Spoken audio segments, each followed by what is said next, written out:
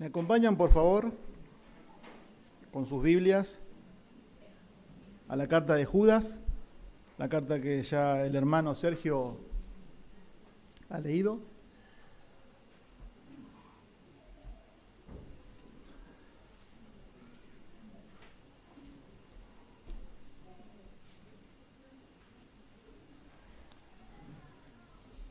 Yo no sé lo que les pasó cuando leían la palabra de Dios en la lectura bíblica y leíamos toda la carta. ¿Qué es lo primero que se le vino a la mente?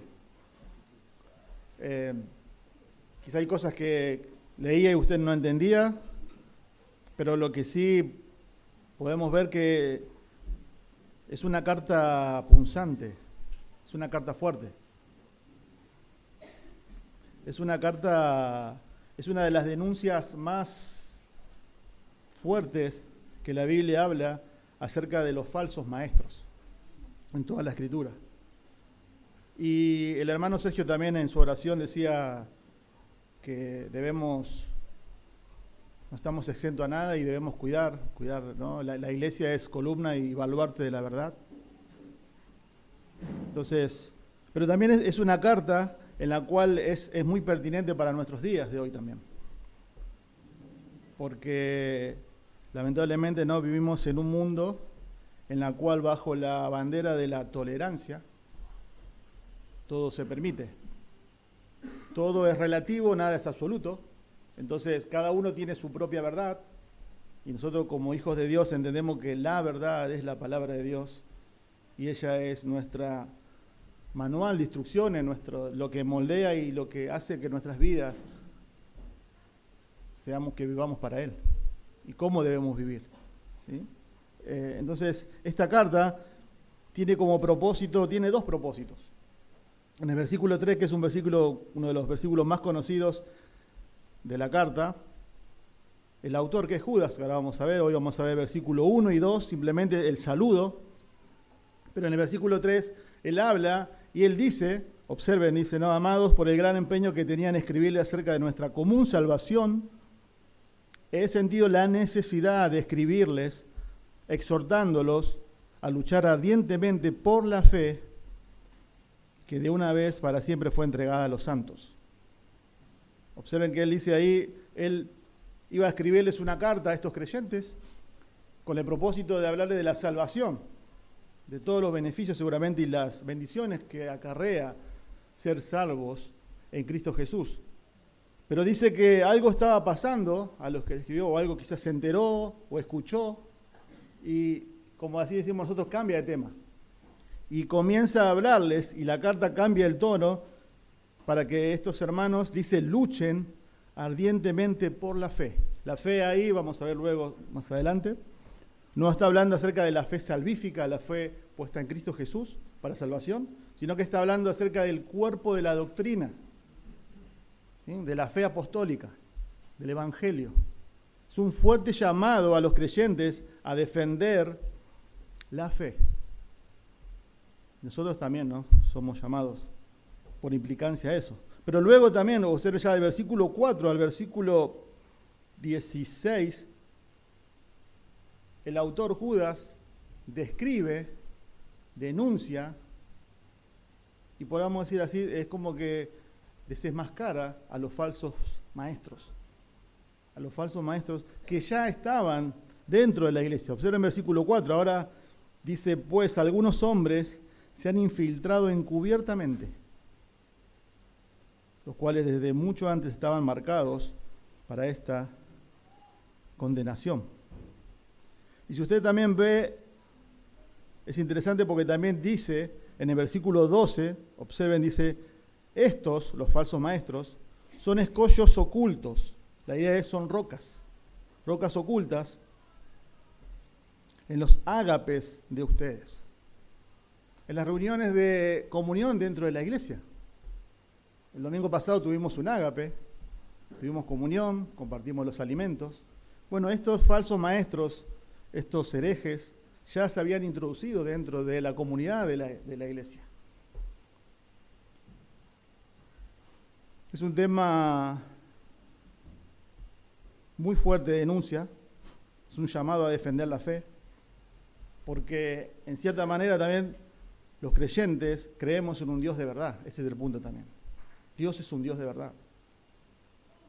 Y también a lo largo de toda la Escritura, tanto en el Antiguo como en el Nuevo Testamento, vemos que Dios nunca fue blando con la falsa enseñanza de su palabra. Nunca lo fue. A tal punto que siempre hay maldiciones para en cuanto a eso. Y hoy vamos a ir viendo también a medida que se describen estos falsos maestros. Pero también el tema que también está en la carta es la apostasía. Es la apostasía. ¿Sí? Y tenemos que definir qué es la apostasía, porque es una palabra que quizás mucho no se usa, o quizás uno sabe, pero no entiende bíblicamente qué significa qué es un apóstata. Es un término muy fuerte. La Biblia también tiene muchos sinónimos. Habla acerca de extraviarse, habla acerca de desviarse, y habla también acerca de apartarse de la genuina fe. Hay una definición acá que les quiero decir en una introducción que estamos haciendo de la carta. Dice, es el proceso mediante el cual las personas se apartan de la genuina fe que un día profesaron tener. Este es el punto. Personas que se apartan de la genuina fe que un día profesaron tener, no que la tuvieron. También, en un momento esta persona dijo que era creyente, quizás cantó al Señor, como nosotros recién cantábamos, estuvo entre nosotros o dentro de las iglesias, sirvió al Señor, hasta posiblemente puede haber predicado la palabra. Pero en un momento determinado, es una acción determinada, consciente, deliberada, niega la fe que una vez dijo creer, cantar, servir, predicar, y se aparta, se va. Y eso es lo peligroso de la apostasía, porque se da dentro del seno de la iglesia. A propósito, no es el propósito ni de la carta ni de nadie hacer una cacería de brujas en cuanto a, bueno, a ver quién es salvo, quién no. Eso solamente es una prerrogativa que tiene Dios. Pero sí nos manda la Biblia a examinarnos. Y este también es uno de los propósitos de la carta. A que examinemos nuestro corazón, si realmente estamos en el Señor, si tenemos la genuina fe. Otra definición bien simple también es una persona que recibió luz espiritual, pero no tiene la vida. Es una persona que recibió luz espiritual, recibió la palabra de Dios, estuvo dentro de la iglesia, estuvo bajo la influencia santificadora de los creyentes, pero no tiene la vida. Y la Biblia habla mucho de esto, de los falsos maestros y de la apostasía. Hay una persona que me impactó en la semana, que es el rey Amasías. Está en 2 de Crónicas 25, yo se los leo. 2 de Crónicas 25, era un rey, dice, Amasías tenía 25 años cuando comenzó a reinar y reinó 29 años en Jerusalén. El nombre de su madre era Joadam, de Jerusalén. Amasías hizo lo recto ante los ojos del Señor. Hizo lo recto ante los ojos del Señor, aunque no de todo corazón. Y al finalizar el capítulo, 2 de Crónicas 25, en el versículo 27 dice, después el día en que Amasías se apartó de seguir al Señor. O sea, él hizo cosas rectas delante del Señor, cosas externas, pero no de todo corazón, dice. Había algo en su corazón que solamente Dios sabía que no era recto. Y quizás acá, lamentablemente, lo tengo que decir, pero la Escritura lo enseña. Si hay personas que no están completamente, 100%, sometidas al Señor Jesucristo en su señorío, tarde o temprano eso se va a manifestar. Va a salir de su corazón. Se va a ver y se va a apartar del Señor, porque nunca tuvo la genuina fe. Estando entre nosotros y quizás haciendo cosas buenas para el Señor como Amasías, pero su corazón no era recto delante de Dios. Siempre existió eso. Bueno, la persona por excelencia del Nuevo Testamento que describe esta definición es Judas. No Judas el que escribe la carta que ahora vamos a ver, es Judas Iscariote, el que negó al Señor y lo traicionó. El hijo de perdición, dice la Biblia, lo describe así. También está Demas, 2 de Timoteo 4:10, formando parte del equipo misionero del apóstol Pablo. Dice que Demas me abandonó, dice, amando este mundo. Ya en 1 Timoteo capítulo 4, versículo 1, se habla mucho acerca de lo que es la apostasía. 1 Timoteo 4:1 dice, el Espíritu dice claramente, dice.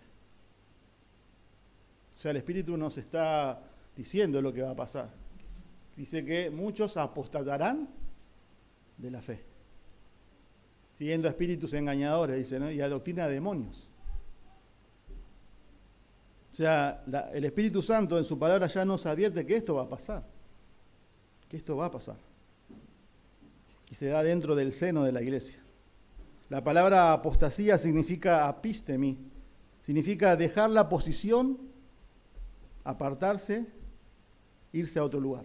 O sea, yo estoy acá y me voy y me pongo allá. Me aparto, dejo mi posición original. Por eso también decíamos, hay muchos términos acerca de extraviar la fe, naufragar en la fe. Eso también habla acerca de 1 Timoteo 1:18. 1 Timoteo 1, versículo 18, acerca de Himeneo y Alejandro. Por eso Pablo le dice a Timoteo que los tiene que sacar para que aprendan a no blasfemar. También en la parábola del sembrador, que muchos conocemos acá, en Marcos capítulo 4, versículo 16, ¿se acuerdan que el sembrador salió a sembrar y tira la semilla? Y hay 4 diferentes tipos de reacciones. ¿Sí? Una cae en el camino, la tierra dura, donde luego el Señor da la interpretación, viene Satanás y quita la palabra. Pero luego hay 2 terrenos que es interesante estudiarlo y son muy peligrosos, que el que cae en piedra y el que cae entre espinos. Y el que cae entre espinos, Marcos 4:16 dice, en pedregales, dice, oyen la palabra, la reciben con gozo. La reciben con gozo, pero no tienen raíz, son solo temporales. Luego viene una aflicción a causa de la palabra, y ahí está la palabra, epísteme. Se apartan, se van. O sea, reciben la palabra con gozo, están emocionados, pero son solo temporales. Hebreos capítulo 6 también habla acerca de personas que están luchando, en Hebreos que le habla a judíos que están siendo perseguidos, y que luego, por causa de Cristo, muchos están queriendo volver otra vez a su religión judía, por así decirlo. Y en el contexto de eso, en Hebreos capítulo 6, dice que estas personas gustaron del don celestial. Fueron iluminados, o sea, tuvieron luz. Y por eso la exhortación también en el capítulo 3, cuídense del corazón, de no apartarse, ¿no?, del Dios vivo. Un corazón malo de incredulidad. En Juan capítulo 6 también el Señor, ¿recuerdan? Predicando y predicando, dice que muchos de sus discípulos se volvieron atrás. Y ahí es donde le dice a Pedro, ¿y ustedes también quieren ir? Dice, no, Señor, ¿dónde iremos? Ya no andaban con Él, dice. Ya no andaban con Él. Por eso es una carta que realmente hoy debemos enseñar, porque con el propósito de examinarnos, con el propósito de realmente orar. Es decir, donde vivimos lamentablemente en una cultura, en un mundo evangélico donde no todo el que tiene un cartel afuera, donde dice iglesia evangélica, es una iglesia que predica la Biblia y predica la verdad. Y con esto no nos queremos parar en una plataforma de superioridad doctrinal y moral, claro que no, sino para que temamos. Para que temamos realmente. Entonces, observen versículo 1 y versículo 2. En ese contexto, por eso yo le puse como título una preciosa seguridad en medio de una creciente apostasía. Una preciosa, hermosa seguridad en medio de una creciente apostasía. Porque Judas, al escribir, tiene el propósito también de animar a estos creyentes, de darles seguridad. En medio de, como el telón de fondo está la apostasía, que vamos a ver desde el versículo 3 al versículo 16, que describe a estos falsos creyentes. Pero observen el versículo 1 y 2. Dice Judas, siervo de Jesucristo y hermano de Jacobo, a los llamados, amados en Dios Padre y guardados para Jesucristo. Misericordia, paz y amor les sean multiplicados. Lo que hoy vamos a ver es el saludo de esta carta, ¿no? Este saludo es, muchos comentaristas y teólogos dicen que es único en el Nuevo Testamento.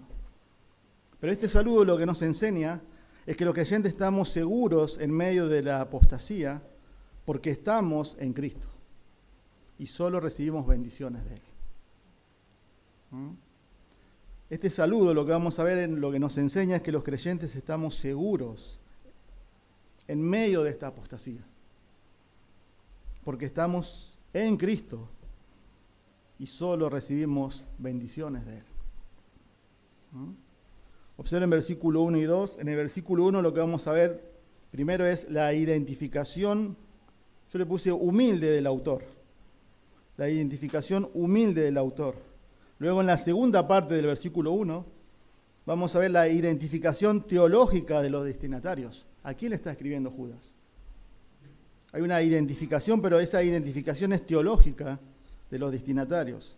Y en el versículo 2 vamos a ver las bendiciones de los destinatarios, que son creyentes.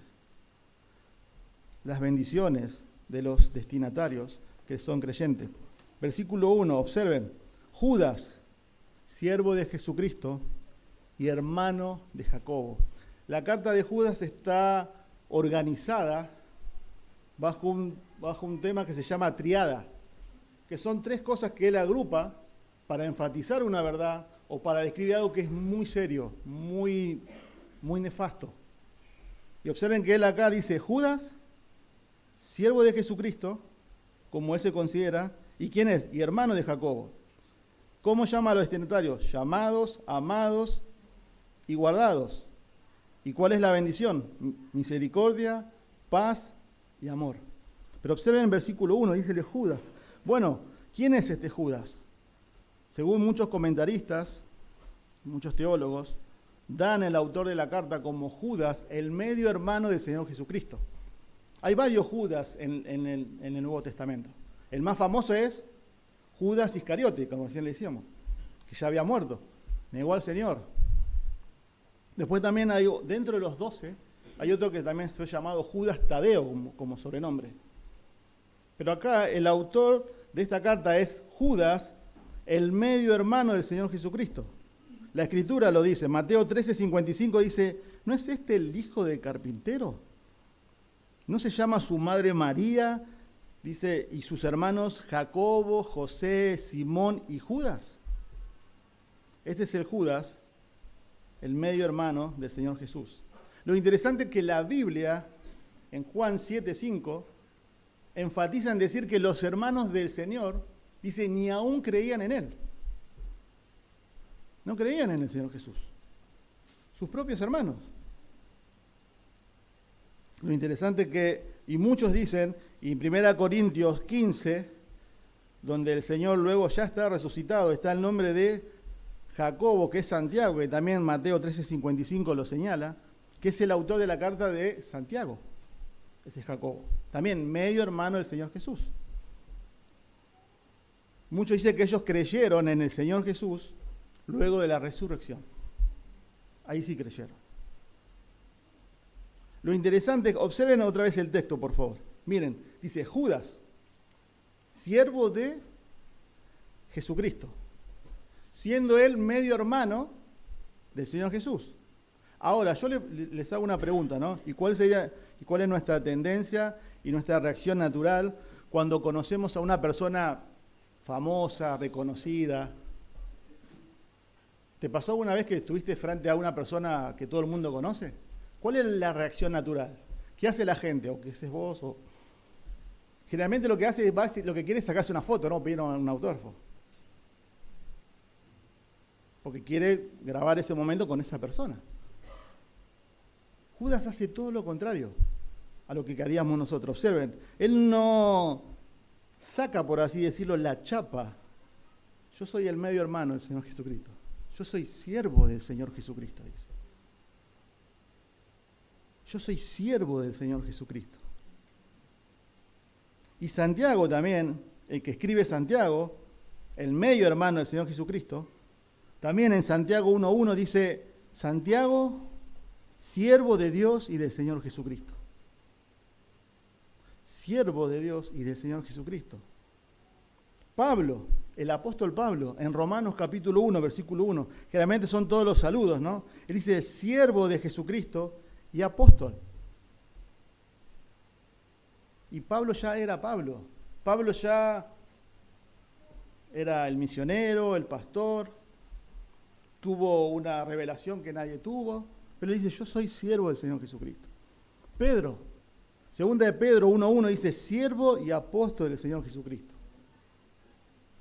Él no dijo, yo estuve con el Señor, yo comí con el Señor, yo estuve en la transfiguración. Luego lo dice segunda de Pedro él. Pero el punto, hermanos, es que estos hombres, estas personas, están mostrando una humildad ante el Dios santo y glorioso. ¿Saben por qué? Porque la reacción natural es cuando una persona conoce y reconoce quién es Dios, es que Dios humilla tu corazón. Dios consume tu corazón. Dios atrapa tu corazón. Dios conquista tu corazón. Y la humildad delante de Dios es eso. Es reconocer quién es Él. ¿Quién es Dios? ¿Y quién soy yo? Él es el Señor. Yo soy un simple mortal. Él es el Creador. Yo soy una criatura. Él es el Señor. Nadie se somete o ama a alguien que no conquista o consume tu corazón. Nadie. Y estos hombres estaban consumidos por quién realmente es Dios. Más allá de que lo conocieron, eran hermanos, estuvieron con Él, Él es el Señor Jesucristo.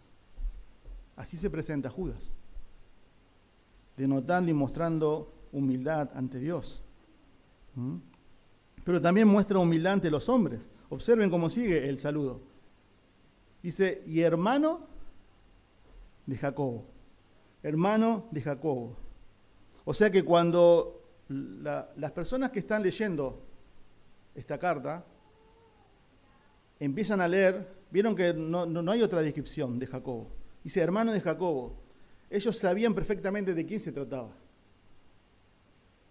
Porque Jacobo ya era un líder muy destacado de la iglesia primitiva, de la iglesia específicamente en Jerusalén. ¿Sí? Eso lo vemos en Hechos 12:17, en Hechos 15, en el concilio de Jerusalén, algo trascendental para la iglesia primitiva, estaba Jacobo ahí liderando la iglesia, Hechos 15:21, Hechos 15:28, y también en Gálatas 2:9. Fue un líder muy reconocido de la iglesia en Jerusalén, de la iglesia primitiva en Jerusalén, el medio hermano del Señor Jesús, que lo vio resucitado, creyó en Él y ya está siendo utilizado por el Señor. El punto acá, hermanos, observen bien, es que Judas no le importó ser llamado siervo de y hermano de. Ese es el punto.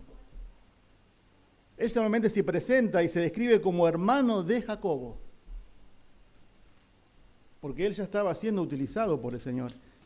Y para que lo reconozcan, recuerden, yo estoy escribiendo, yo soy Judas. Judas no fue parte de los apóstoles.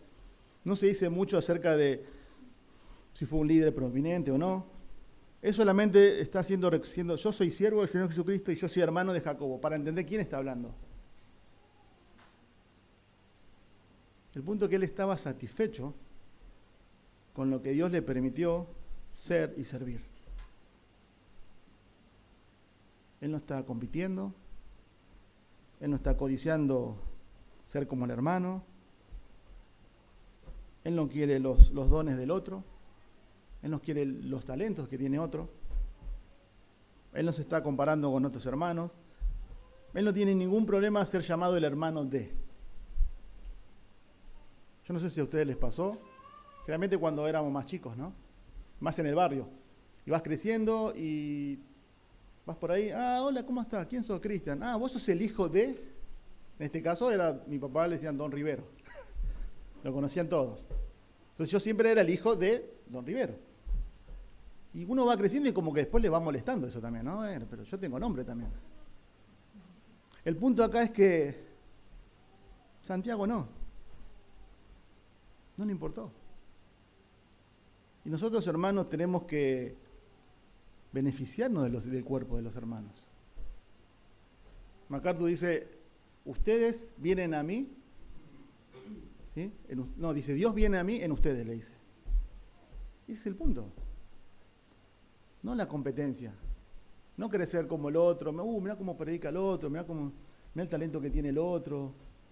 Es contentarnos con lo que el Señor, en el lugar que estamos y que Él quiere, sirvamos y le glorifiquemos. Lo que más necesita la iglesia del Señor son siervos humildes, sin deseos de grandeza, sino que buscan la gloria de Dios y el bienestar de sus hermanos. En medio del contexto de la apostasía. En medio de ese contexto.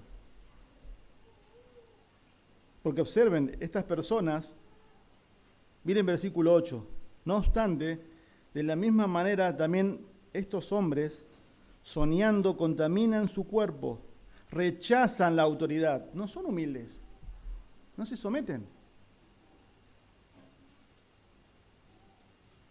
Blasfeman de las majestades angelicales.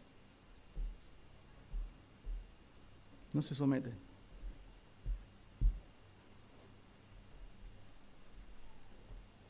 ¿Estamos realmente más afanados para que mi persona sea reconocida? ¿O prima más mis deseos de servir?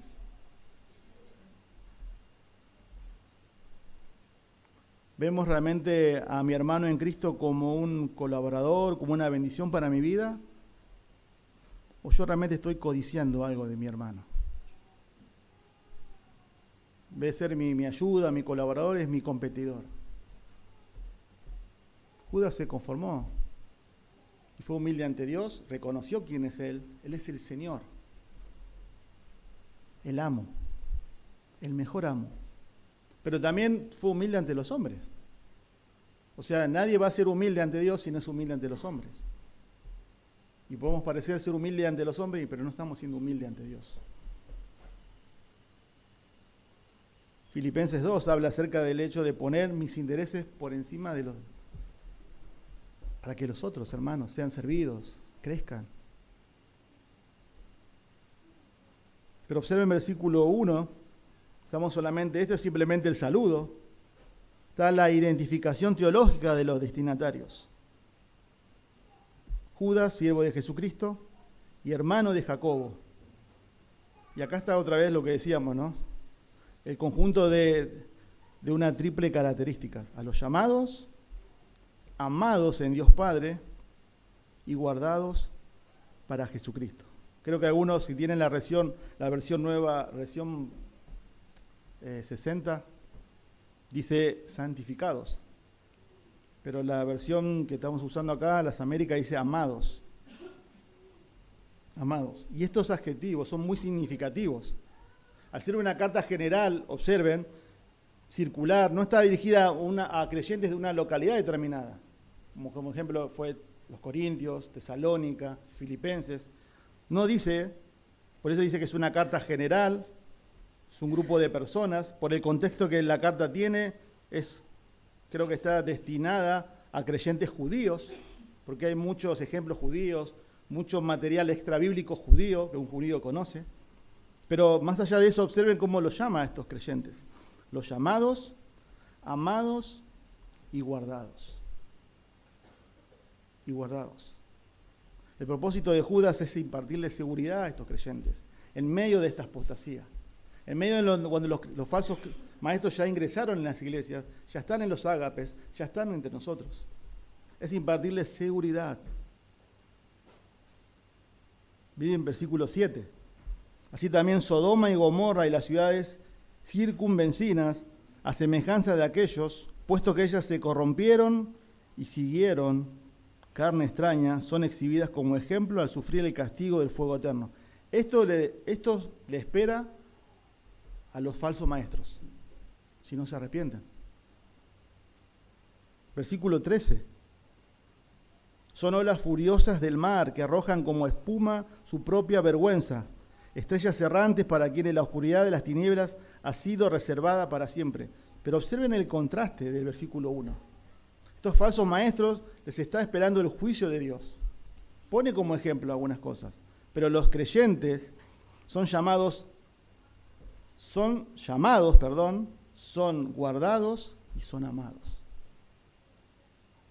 Entonces, observemos la primera descripción, la identificación teológica de estos destinatarios. Estamos seguros porque fuimos llamados. Fuimos llamados. Y esto es hermoso, porque este contexto de apostasía, de falsos maestros, puede generar dudas y temor. Pero realmente entender bajo la soberanía de Dios que Dios la permite. El autor Judas lo que quiere es darle seguridad a los creyentes. Por eso también versículo 24 termina, dice, y aquel que es poderoso para guardarlos a ustedes sin caída y para presentarlos sin mancha en presencia de su gloria, con gran alegría, dice. Fuimos llamados. Es interesante y también tenemos que saber distinguir que la Escritura habla de dos tipos de llamados. Está el llamado general de Dios, o sea que Dios llama a toda la humanidad con el Evangelio a arrepentirse. Es un llamado que Dios hace y que la Biblia habla de eso. Mateo 11, 28, Mateo 22, 14, Mateo 23, 37. Dice, ¿no? Hay muchos ejemplos donde el llamado de Dios es un llamado general. Llama a todos los hombres a que crean y se arrepientan. Por eso Jesús dijo, venid a mí todos los que están trabajados y cargados, todos. Es un llamado general. Pero también este tipo que está hablando acá, Judas, y la Biblia habla mucho, es otro llamado. Es un llamado particular. Particular. Un teólogo lo definió así. Es un llamado particular, interno y espiritual. Todos aquellos que Dios ha elegido en la eternidad son llamados particularmente por Dios. Ese es un llamado efectivo en su poder y resultado. A través de este llamado de Dios, el corazón del pecador es regenerado y liberado de su voluntad. Todos los llamados de esta manera serán justificados y glorificados. Y me gustó la última parte que dice, y toda la gloria es dada a Dios. Toda la gloria es dada a Dios. La Biblia habla mucho de este llamado. Es un llamado particular, personal, muchas veces llamado también en teología un llamado eficaz. La Biblia en Romanos 8 dice, y sabemos que para los que aman a Dios todas las cosas cooperan para bien. Esto es para los que son llamados conforme a su propósito. Y luego dice, porque a los que antes conoció, también los predestinó a ser hechos conforme a la imagen de su Hijo. Y a los que predestinó, a estos también llamó. Y a los que llamó, a estos también justificó. Y a los que justificó, a estos también glorificó. Todos los verbos en tiempo pasado. Todos los verbos en tiempo pasado. Porque forma parte de un plan eterno de Dios esto. Porque dice, a esto también glorificó. ¿Cómo dice tiempo pasado si todavía no pasó? Porque Dios ya lo da como hecho. Es un llamado que Dios hace al pecador para que en el corazón de esa persona Dios obre mediante el Evangelio. Y solamente Dios hace eso, y Dios le abre los ojos y los trae la salvación. Y no le pide permiso a nadie, Él lo hace. Por eso me encanta cuando la última frase dice, eso trae gloria a Dios, porque la salvación comienza en Dios y termina en Dios, y es obra de Dios.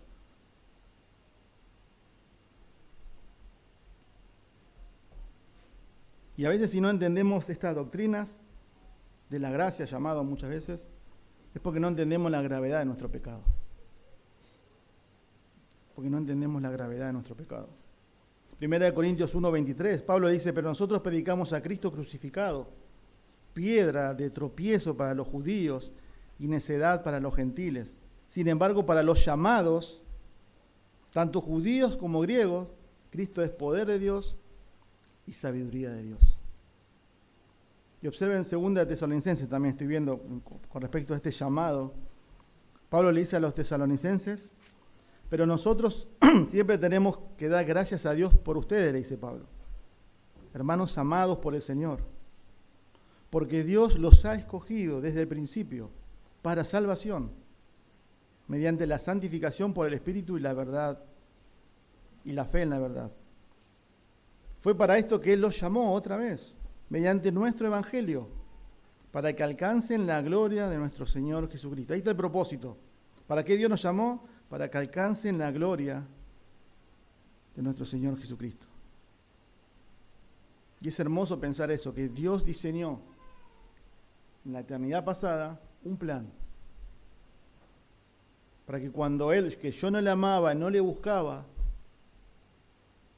al escuchar el Evangelio, ese llamado sea eficiente y Él sea el que me atraiga hacia Él. Por eso siempre cuando vemos los bautismos y escuchamos que las personas dicen, pero yo empecé a buscar a Dios, mi deseo era, ahora había algo en mi corazón, nosotros ahora entendemos que es Dios obrando primero. Que es Dios obrando.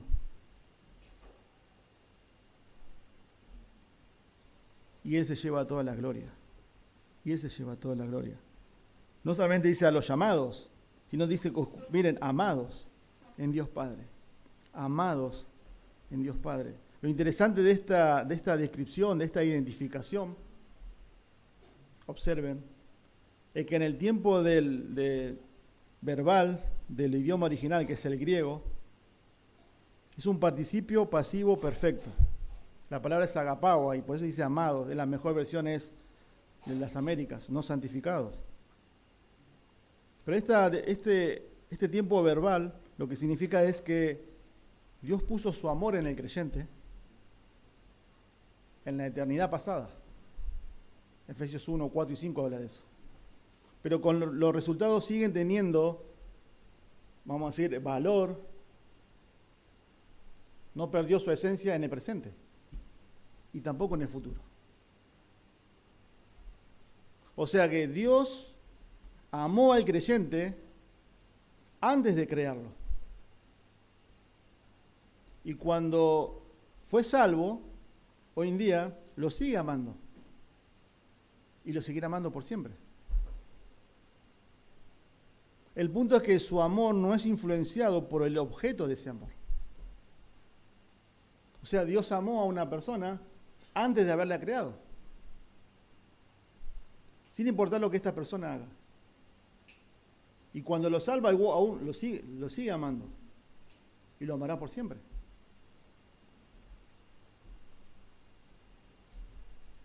Es precioso eso. El punto es, Dios decidió amarte. Dios decidió amarme a mí. Nosotros a veces tenemos el concepto de que tenemos que hacer cosas para obtener el amor de Dios.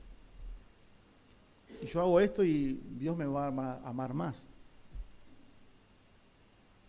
El punto acá es que Dios te ama más allá de lo que hagas. Porque el objeto amado que somos nosotros no tiene nada que ver con lo que hagamos, porque ya te amó en la eternidad pasada, antes que vos nacieras, antes de que vos y yo hiciéramos cualquier cosa. Por eso tienen resultados que continúan hoy en día. Cuando, más a los padres, ¿no? Nosotros, Cuando te dan la noticia de que vas a tener un hijo, ¿no? Y ya es creación de Dios, entendemos eso. Pero no lo vemos. ¿Cuál es nuestra reacción como padres? Ya lo empezamos a amar ya. Y empezamos a buscar su ropa, y empezamos a pintar el cuarto, y empezamos a comprar esto, y empezamos a ver el nombre, si es nena, si es nene. Y ya lo amamos, y ya queremos que venga y que esté con nosotros. Pero todavía no está con nosotros. Nosotros que somos pecadores, amamos así a personas que todavía no vemos. Imagínense lo que es el amor de Dios. Perfecto. No llevado por una emoción, sino que Él decidió amarme. Y ese amor está designado para los creyentes. Por eso ese amor dio a su Hijo para que muriera en mi lugar. Juan 3:16, porque de tal manera amó Dios al mundo. Me amó aún siendo su enemigo, Romanos 5:8. Y Romanos 5:10 dice, porque si cuando éramos enemigos fuimos reconciliados con Dios por la muerte de su Hijo, mucho más, dice, habiendo sido reconciliados seremos salvos por su ira. Primera de Juan, capítulo 3. A mí lo que me impacta de Primera de Juan es que cuando Juan escribe esta carta, ya es un anciano, ya es grande en edad. Y él dice, mirad cuán amor nos ha otorgado el Padre, dice, que seamos llamados hijos de Dios. Dicen, miren cuán amor nos ha entregado el Padre. El punto es que Juan pasó su vida y ya sigue siendo anciano y sigue consumido por el amor de Dios. Es como que no deja de asombrarse de ese amor. No se le pasa, ¿no? Ya es grande, bueno. Romanos 8, 38 y 39, ¿no? Por los cuales estoy seguro, dice Pablo, estoy seguro. Ni la muerte, ni la vida, ni ¿no? Ni lo presente, ni por venir, ¿nos podrá separar? Juan 13:1 dice que Cristo a los discípulos los amó hasta el fin, dice. O sea, un amor perfecto y para siempre. Mirá, quizás esta semana tuviste algún problema, estás agobiado. Nuestro propio pecado agobia nuestras vidas. Hay dificultades, hay pruebas, estás afanado. No sé, te sentís solo. Yo no lo sé. Dios sabe por lo que estás pasando realmente. Lloras solo. Y muchas veces tenemos nuestro pensamiento pecaminoso. Como que, ¿y a Dios qué le importa mi vida? ¿Te pasó? A mí sí. Porque como que empezamos a dudar del amor de Dios en esos momentos, ¿no? Y realmente es todo lo contrario. Y estos creyentes, por el contexto, muchos dicen que quizás ya había empezado la persecución también. Entonces, en una situación así, muchos dudarían del amor del Padre, ¿no? Pero nunca tengamos la idea, por una dificultad o prueba o dolor más doloroso que sea, dudar del amor de Dios. O sea, Él no se olvidó de ti y de mí. No te dejó en un rinconcito allá. Y está ocupado de toda su creación, no. ¿Saben por qué? Porque somos parte de un plan. Perfecto. Y esa dificultad y esa prueba que vos estás teniendo, tiene un propósito. La Biblia dice que cada día seamos más parecidos a la imagen de su Hijo. Pero nosotros decimos, yo no quiero ser parecido a Cristo, yo quiero que me quiten esto. Y dudamos del amor de Dios. Y así somos muchas veces. Por eso dice la Biblia, con amor eterno yo te he amado. Porque brotó de Él, hermanos, el deseo de amarnos. Así es Dios. para con los creyentes. Y los padres también, quiero ilustrar esto que me van a entender mejor también. Nosotros amamos a nuestros hijos. Y cuando se portan bien, nos llena, nos infla el corazón, ¿no? Una buena nota, o son abanderados, o empiezan a caminar, o cualquier cosa, aún mismo siendo grandes. Pero ¿qué pasa cuando se portan mal? O también más cuando no se someten a Cristo, no son salvos, nos rompe el corazón. O hacen cosas malas y lloramos. La pregunta es, ¿lo seguís amando? Claro que sí. Porque es algo inherente en nosotros de amar a nuestros hijos.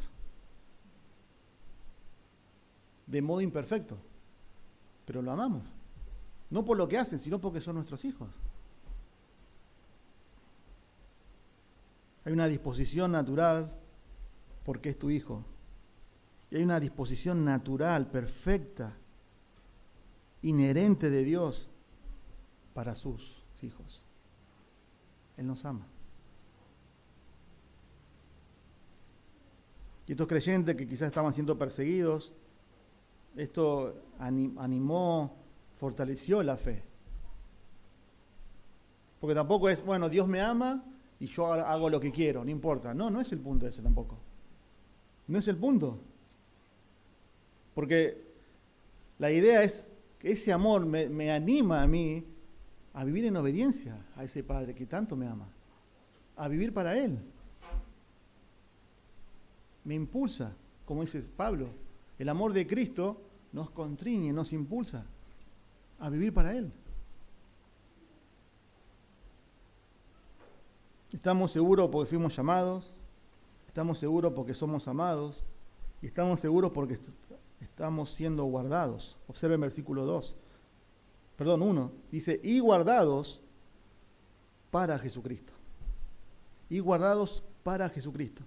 Vuelvo a reiterar y enfatizar, los tres descripciones, la identificación están en tiempo pasivo. O sea que Dios hace la obra. Dios me llama, Dios me ama y Dios me guarda. No depende absolutamente nada de nosotros. Pero eso nos tiene que dar seguridad, porque estamos en las manos de Dios.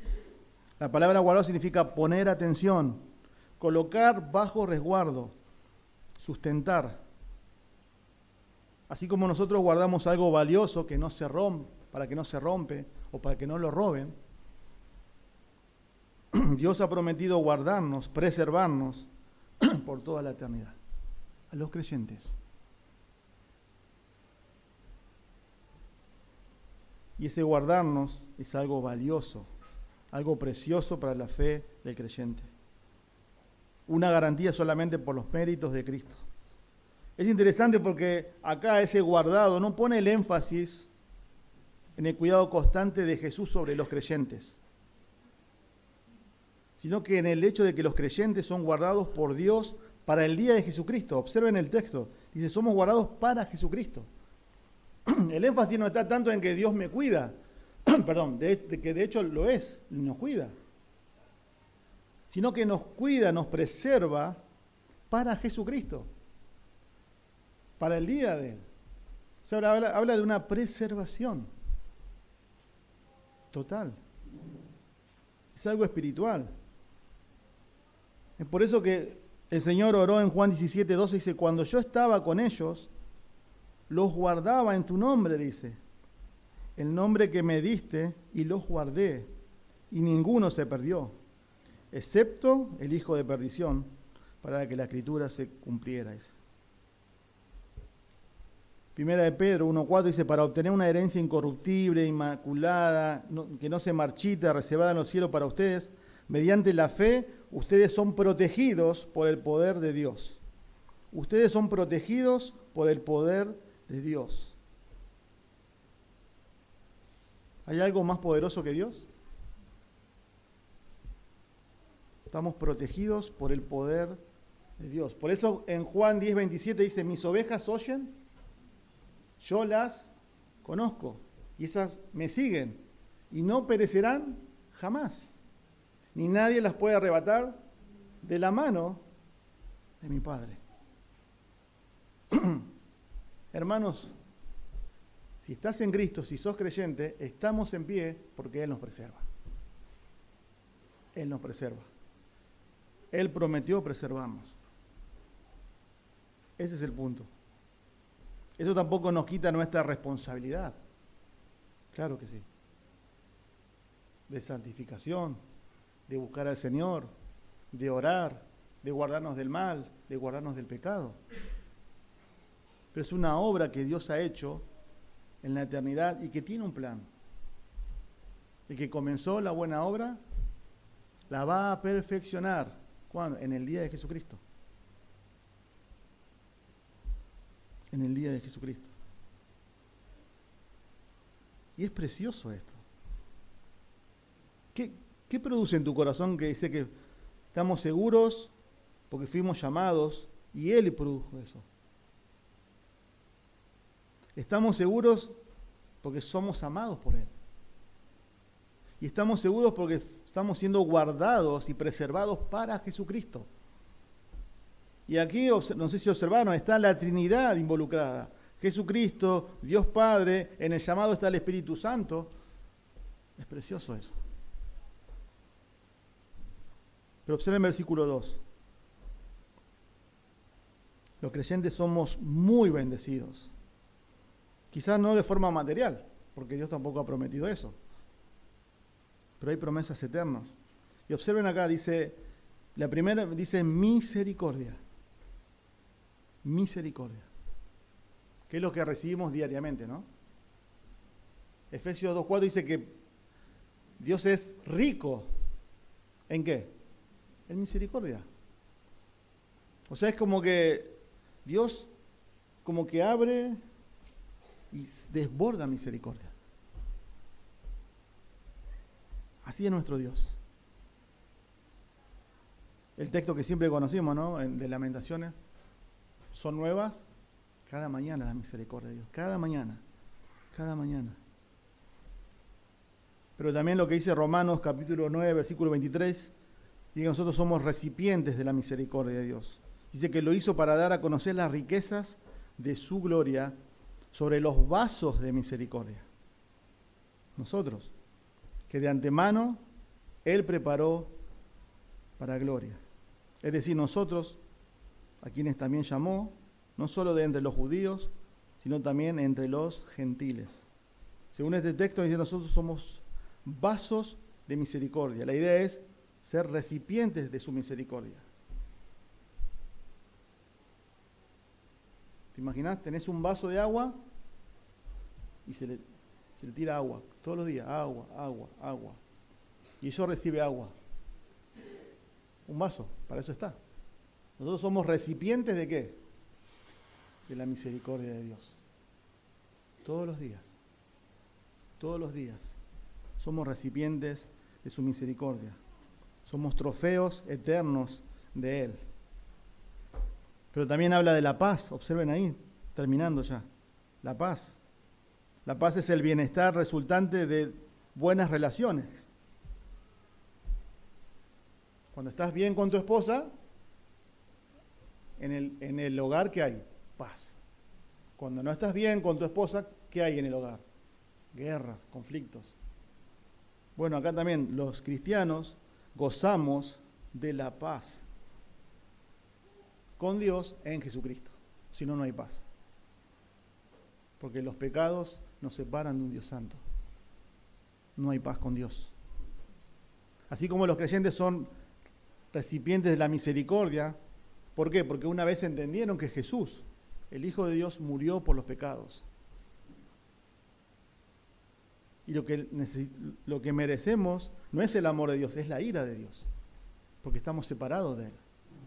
Y lo que merecemos es el infierno, seguro y condenatorio. Todos acá merecemos el infierno, todos. Pero Dios, que es rico en misericordia, con su gran amor que nos amó, dice, nos hizo rico en la persona de Cristo.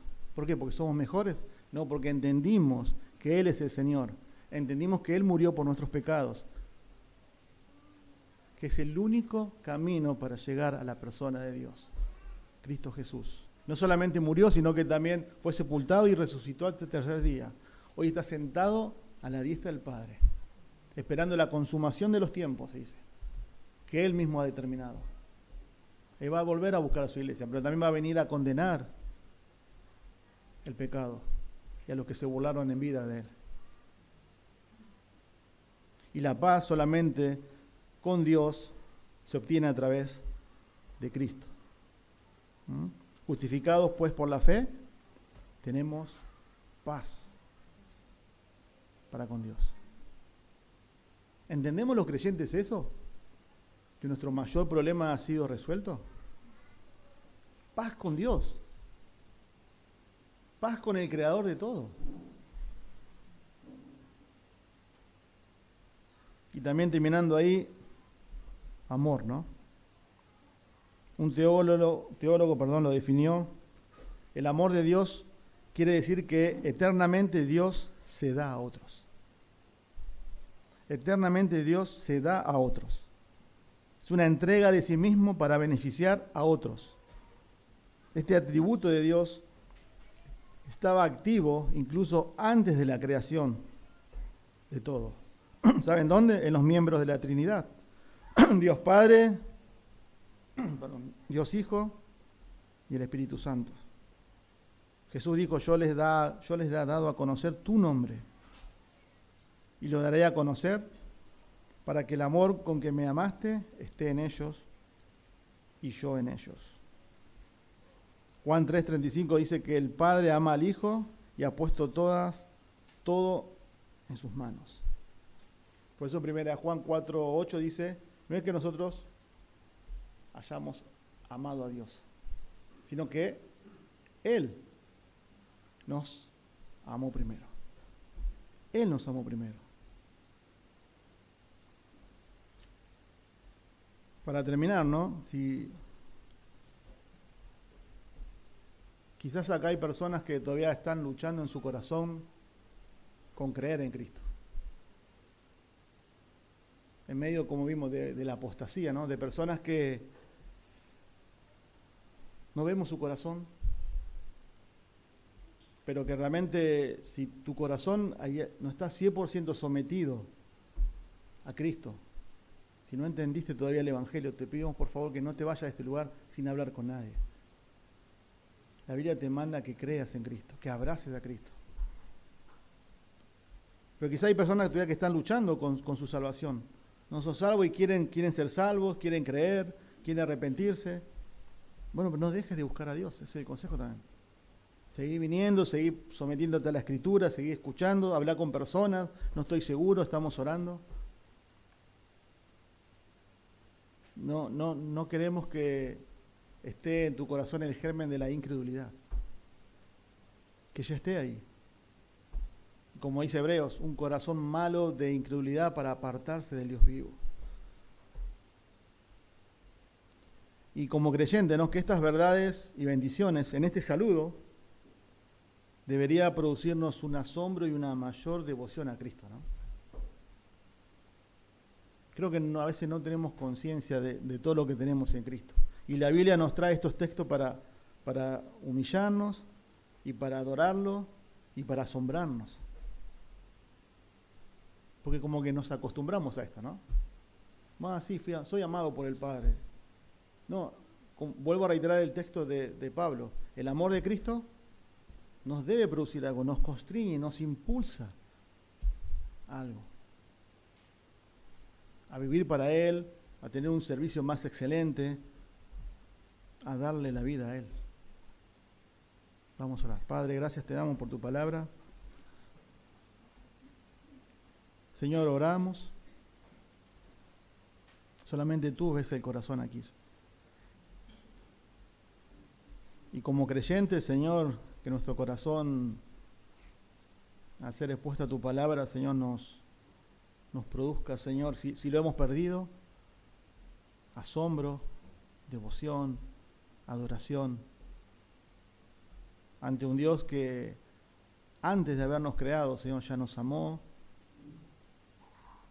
y nunca te buscábamos, te odiamos, vivíamos para nosotros, pero tu llamado, Señor, un día en nuestras vidas fue eficaz, porque tú lo has hecho, Señor, sin pedirnos permiso y nos has atraído, Señor, a Cristo. Vimos la gloria, la preciosura de Cristo solamente, Señor, porque tú has abierto nuestros ojos.